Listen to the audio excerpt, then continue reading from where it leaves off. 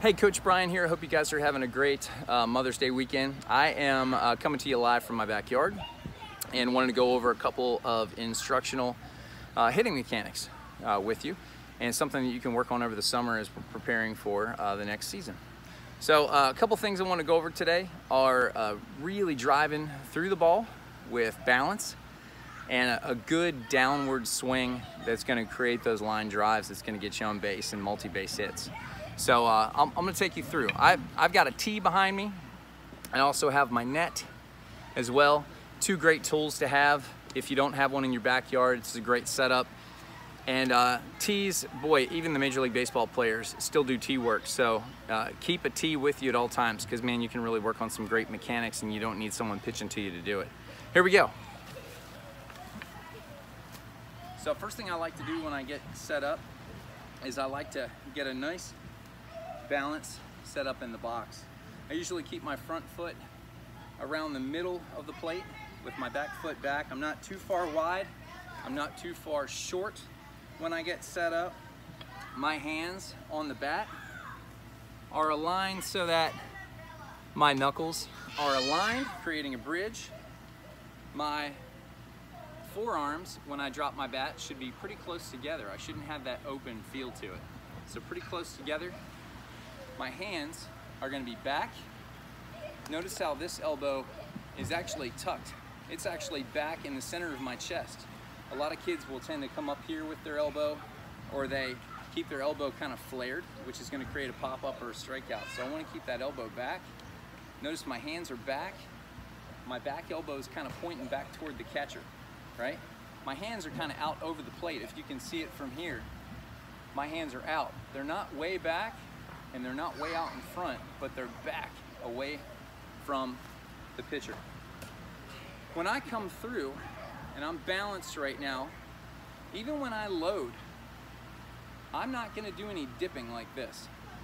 This tends to create, I see a lot of kids that are starting to dip like this, thinking that they're gonna drive the ball up for a home run, and what's likely gonna happen is they're probably just gonna hit a pop fly somewhere. So really, if you're loading, you could probably take a straight line and go right down through your leg, all the way up through the right side of your chest. This is a load. If I'm back here, I'm not in a straight line. So I want to stay in that straight line when I load.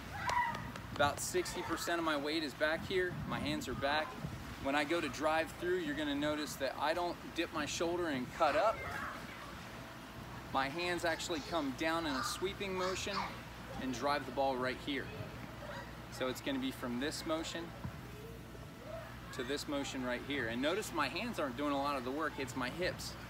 So when I go to drive through that ball, it's really, I'm throwing the knob of the bat, not the head of the bat. I'm throwing the knob of the bat at the ball. I actually want to aim with the knob of my bat. The head is going to come right through. So when I throw that knob out at the ball, that head is actually naturally going to come through the ball when you turn your hips. So a swing in slow motion, I'm loading. Notice how I'm straight. I don't do a whole lot of foot movement. I barely actually move my foot at all because I don't want to overextend. I don't want this foot coming way out here, because then I lose all my power on this leg.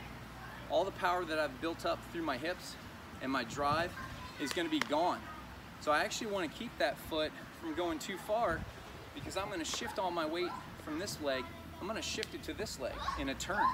So you'll see when I come through my swing, I twist, my hips are facing the pitcher, but I'm kind of standing tall on this front leg, almost like if I were able to put a straight line through the front leg.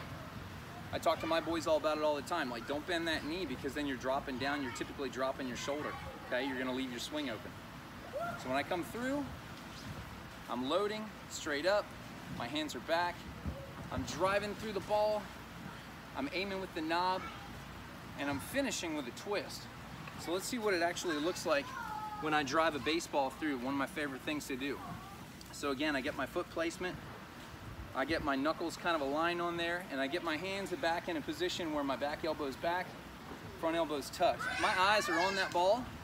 I'm gonna throw the knob at it, and I'm gonna drive, and I'm gonna turn those hips, and I'm gonna drive it. And my goal is to try and get it right in the back of that net. I don't wanna pop it up. I don't wanna hit it into the ground. I want a nice line drive as I drive through.